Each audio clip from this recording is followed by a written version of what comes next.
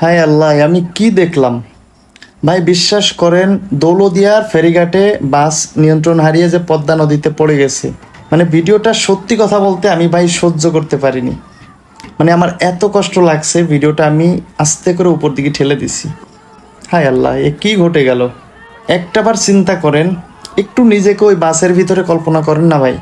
আছেন তো কতই ইলাসী বিলাসী, কতই ক্ষমতার দাপট, কতই অন্যায় দুর্নীতি, সামান্য সামান্য কারণে মানুষকে মারতেছেন, মানুষের উপর জুলুম করতেছেন, কতই না অপরাধ করতেছেন। একটু নিজেকে এক মুহূর্তের জন্য ওই বাসের ভিতরে একটু কল্পনা করেন। দেখেন, বাসটা বর্তমানে পদ্মা নদীর একদম 90 ফিট নিচে অবস্থান করতেছে। ফায়ার সার্ভিসের লোকে হয়তোবা বাসটা উদ্ধার ঠিকই করবে, কিন্তু যেই মানুষগুলো ওই বাসের ভিতরে আছে তাদের যান।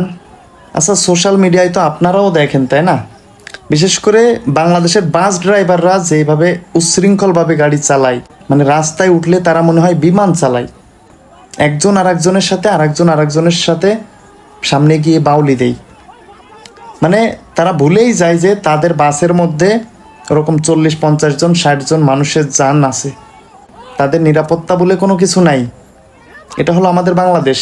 হ্যাঁ, মানতেছি আজকে ফেরিতে উঠতে সময় এই ড্রাইভারটা সে নিয়ন্ত্রণ হারিয়ে, তার করার কিছু ছিল না, পানিতে পড়ে গেছে।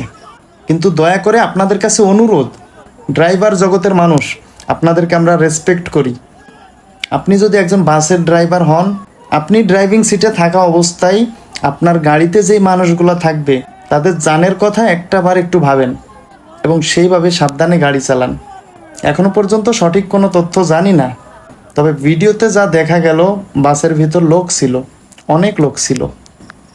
একটাবার একটু চিন্তা করেন না ভাই।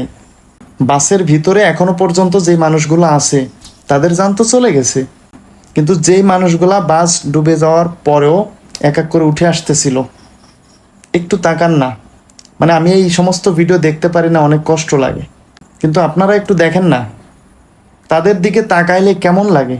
একটু নিজেকে ওই জায়গাটা ফিল করেন।